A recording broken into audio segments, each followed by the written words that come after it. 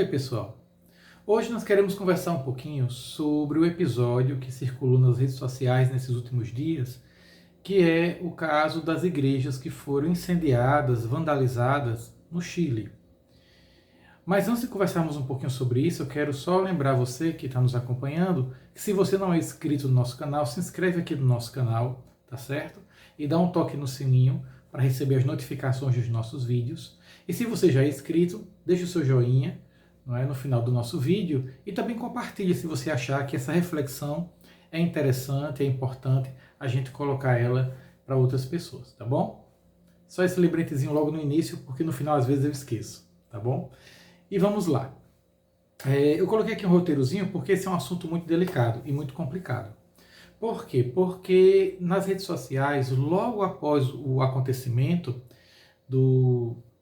das igrejas terem sido atacadas, incendiadas, saiu nas redes sociais uma onda de notícias falsas, de fake news, rodando nas redes sociais e apresentando culpados, apresentando um monte de coisa sem nenhum fundamento.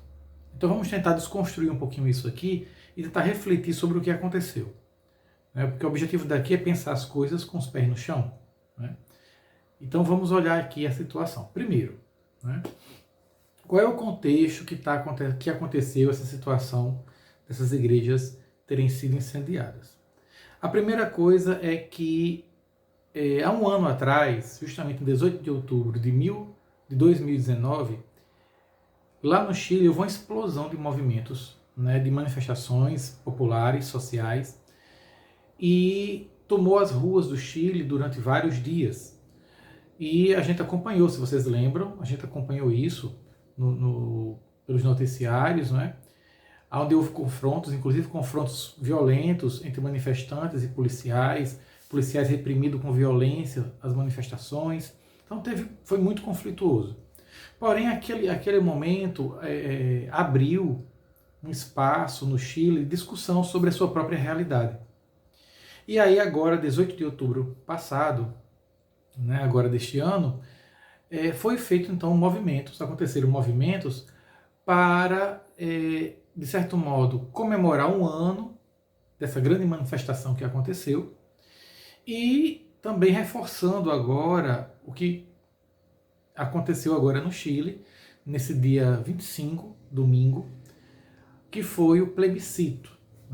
Eu estou gravando esse vídeo justamente no dia 25, então eu não posso nem dizer qual foi o resultado do plebiscito, porque eu eu estou gravando no dia do plebiscito.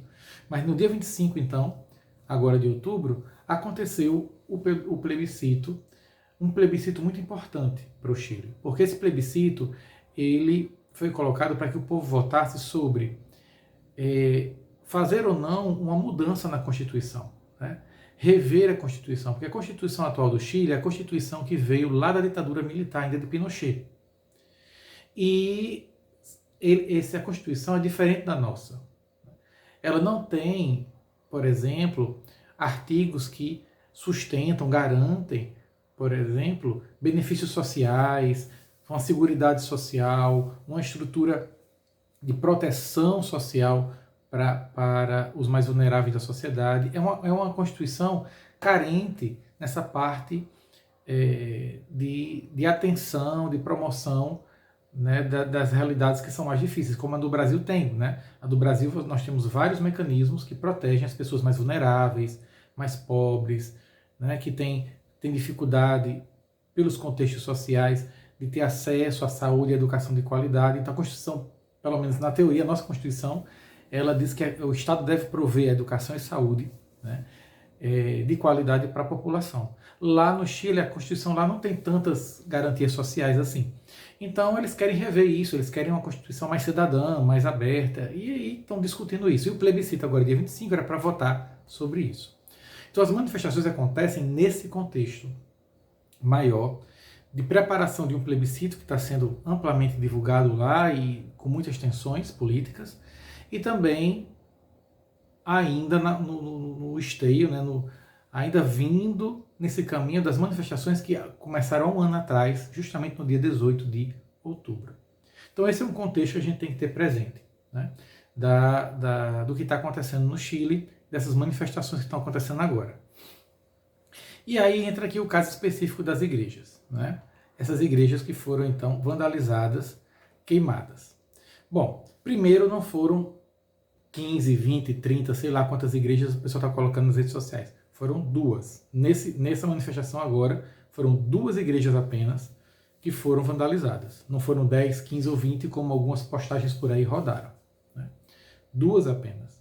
Uma delas foi uma capela, a capela de São Francisco de Borja, que é conhecida lá no Chile como a Igreja dos Carabineiros. Carabineiro é o que nós chamaríamos aqui no Brasil de Polícia Militar. Então, é uma capela que tem um histórico ligado aos militares, porque na época da ditadura de Pinochet, ela foi assumida como capelania militar.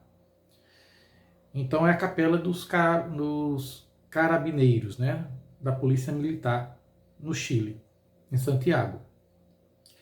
Bom, e a outra igreja que foi queimada também, foi atacada, foi a igreja da paróquia de Assunção, né, da Assunção. Então foram essas duas. A capela de São Francisco de Borja, ela teve danos, foi vandalizada, coisas quebradas, iniciou-se um incêndio, mas foi controlado e ela não, né, o incêndio não se espalhou, não tomou de conta da capela. Já a outra, a igreja da paróquia da Assunção, ela foi destruída, né? O fogo destruiu a igreja, a torre caiu, que foram as imagens que acabou circulando nas redes sociais, da torre pegando fogo e caindo, né? Bom, esse foi o acontecimento nesse contexto. Agora, vamos ao que está sendo investigado. Né? O que está sendo investigado? As causas, né? O porquê isso aconteceu, né? Quem fez? Bom, até o momento que eu estou gravando esse vídeo, eu não encontrei nenhuma reportagem que apresentasse já algum avanço na investigação no sentido de indicar culpados, né? Indicar os responsáveis. Não tem. Tá certo? Então quem está falando nas redes sociais que foi feminista, que foi comunista, que foi isso, que foi aquilo, é uso ideológico de uma situação específica do Chile para alimentar aqui no nosso contexto do Brasil nossas tensões políticas aqui, né? Porque inclusive voltou o tema da cristofobia, mas sobre isso eu vou falar no outro vídeo, não vou falar disso agora não. Eu já falei no vídeo passado sobre isso e vou retomar esse tema no outro vídeo. Aqui eu quero falar sobre esse episódio. Então, é o uso ideológico que estão fazendo aqui dessa situação. Não tem. Né? A única questão que ainda está sendo investigada é que um militar da Marinha chilena, que estava de folga, ele estava envolvido nas manifestações e ele seria um dos que estariam envolvidos no incêndio da igreja, no caso a igreja de São Francisco de Borja, a igreja dos Carabineiros. Esse é o nome que a gente não usa, eu engancho, né? Eu não uso esse nome, a gente não usa aqui no Brasil. Essa é a igreja dos militares, da polícia militar, né? Então ele estaria envolvido nesse incêndio, no vandalismo dessa igreja. É o que se sabe até agora, mas ainda está sendo investigado. Ele é suspeito, foi detido, está sendo feitas investigações para comprovar se realmente ele está ou não envolvido nisso aí. Tirando esse caso específico, até hoje, né? Hoje, dia 25 de outubro, que é quando eu estou gravando este vídeo, ele está indo ao ar no dia 27, mas eu gravei ele no dia 25. Então, eu não sei se teve mais alguma evolução na investigação, tá bom? Então é o que eu sei até aqui. E aí o que acontece, gente? Nesse contexto, então, como eu disse, começam as desinformações, né? As desinformações e as distorções. Primeiro entra o número de igrejas atacadas, nesse movimento agora do dia 18 passado, que foram apenas duas, e estão dizendo que foram 10, 15, 20, não, foram apenas duas. Segundo, pessoas falando sem entender um contexto maior também dessas igrejas. Veja, aqui o que eu vou falar aqui não é para dizer que eu sei quem é o culpado, porque eu não sei. Vou dar a vocês um contexto que indica possíveis caminhos ainda para serem investigados, tá certo? Primeiro, sobre a capela São Francisco de Borja, como eu disse, é uma capela ligada à polícia militar e que lá no Chile carrega uma imagem muito pesada associada à ditadura militar, à repressão. Então, ela, de certo modo, ela é uma capela que tem uma imagem simbólica, que pode atrair pessoas que, combatendo ou revoltadas com a repressão ainda da ditadura militar, ou revoltadas com a maneira como a polícia militar tem agido contra os manifestantes, né, com violência, com excesso de força, né, você tem aí vários elementos que podem provocar essa questão do ataque à igreja. Não estou dizendo que foi isso a razão, atenção, estou dizendo um contexto, tá certo? Que a gente tem aqui. É uma capela que tem uma história. Né? Então não foi atacada a capela porque é católica. Porque é isso o argumento que estão usando. Atacar a capela simplesmente porque é da igreja católica e estão atacando os cristãos. Não, não, não, não. Tem uma história muito maior por trás dessa capela. Não é simplesmente isso. Né? Não é esse fator tão simplório. Tem muitos elementos que podem ser a causa do que aconteceu. Podem ser. Sobre a paróquia da Assunção, que pegou fogo, a história é ainda mais complicada. Porque lá na casa paroquial, aonde hoje está a paróquia, na época da ditadura militar de Pinochet, lá foi um local de tortura. Ou seja, ali onde está a paróquia, na casa paroquial ali, foi um local usado para tortura durante a ditadura de Pinochet. Então também tem uma história muito complicada ali por trás, que pode ser uma das razões pelas quais essa igreja foi atacada. Né? Você tem então aqui um contexto muito maior. Não é simplesmente porque, repito, não é simplesmente porque queremos atacar a igreja católica, vamos atacar aquela ali. Não. São igrejas que têm uma história, capelas que têm por trás uma história muito mais complicada, envolvendo questão histórica, política, social. Não é simplesmente uma questão religiosa. Não estão atacando a igreja católica enquanto religião. Né? Tem outros elementos que podem ser motivadores dessa situação. Como eu digo, podem ser, porque está sendo investigado.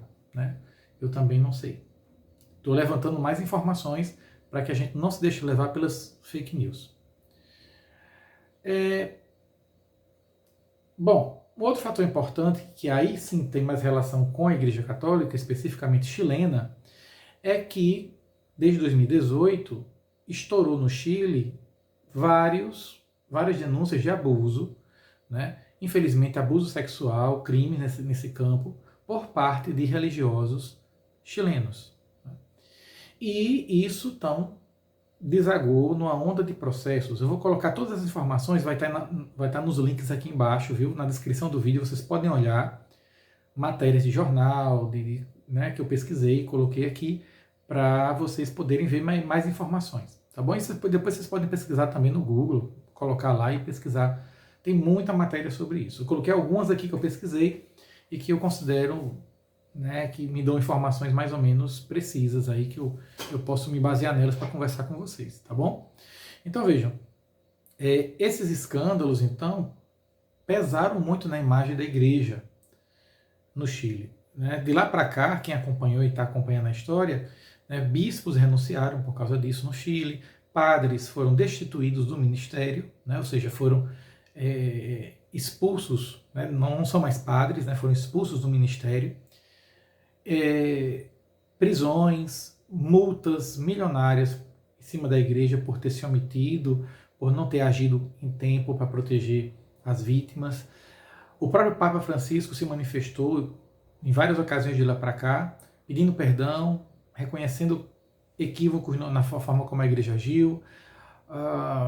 Várias questões aí entraram, inclusive quando ele visitou agora a América do Sul, né, acho que foi em 2018 ainda, para 2019, agora não me foge a data, eu não pesquisei isso, mas eu lembro da visita dele, no Chile, houve muitas tensões, porque esperava-se dele um pronunciamento mais firme, mais claro sobre essas questões, e alguns criticaram dizendo que ele não se pronunciou, outros disseram que ele se pronunciou, mas aí ficou aquele jogo, né, do disse-me-disse político.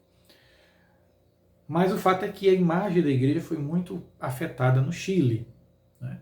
Então esse é um outro fator que está presente nesse contexto, né, no Chile. Repito, não estou dizendo que essa é a causa dos ataques, apenas são fatores, elementos que estão aí e que se tornam combustível em tudo isso. E que podem alimentar muitas coisas e que, como eu disse, podem estar por trás, né, das motivações que levaram algumas pessoas a fazer esses ataques. Tá bom? Mas o importante aqui, e aí, né, para concluir esse vídeo, para ele não ficar longo demais, o importante aqui eu quero deixar para vocês é que cuidado com essas notícias.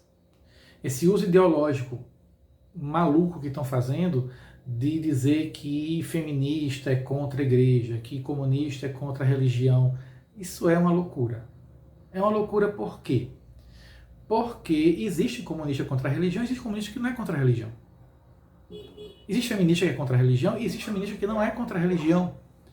Porque a razão de alguém ser ou não contra a religião não é pelo fato de ser feminista ou comunista. Né? Apesar de que alguém pode querer dizer que a ideologia comunista prega o ateísmo, não sei o quê, aí a gente vai, aqui não dá para discutir nesse vídeo a questão teórica toda do comunismo, eu não vou entrar nisso aqui agora. Né? Eu quero apenas deixar claro o seguinte: o que leva as pessoas a serem contra ou a favor da religião é um contexto de fatores. Né? Contexto de fatores. Que são muito mais complexos simplesmente dizer que alguém é bom, alguém é mau. Porque no fundo, o que está se fazendo com esse discurso é criar um polo. Os bons e os maus.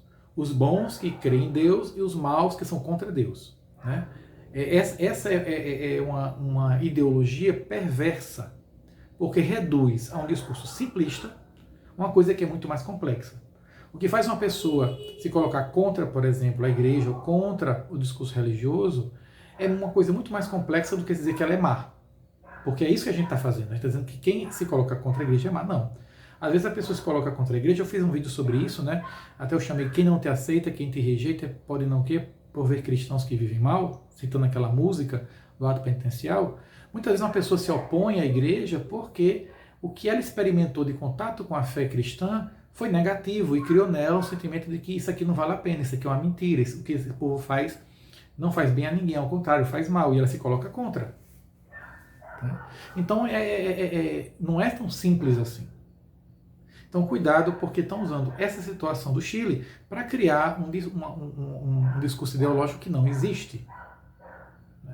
Não é perseguição aos cristãos, nem é cristofobia. É um contexto social, político, histórico específico do Chile.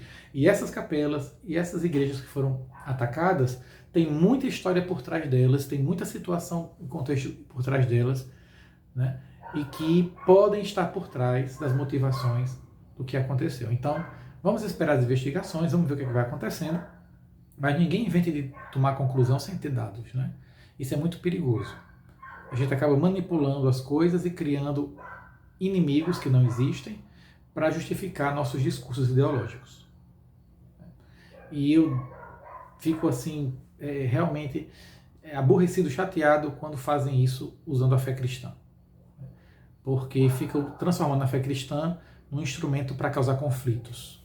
Quando Jesus veio para nos ensinar um caminho de fraternidade, de justiça, de amor. Claro que nesse processo também pode ter conflitos, mas conflitos em vista de construir, e não conflitos nesse sentido de justificar minha ideologia social política, que é o que a gente está vendo acontecer aqui no Brasil. Tá bom? Bom, gente, obrigado por me acompanhar até aqui e espero vocês no nosso próximo vídeo. Até mais.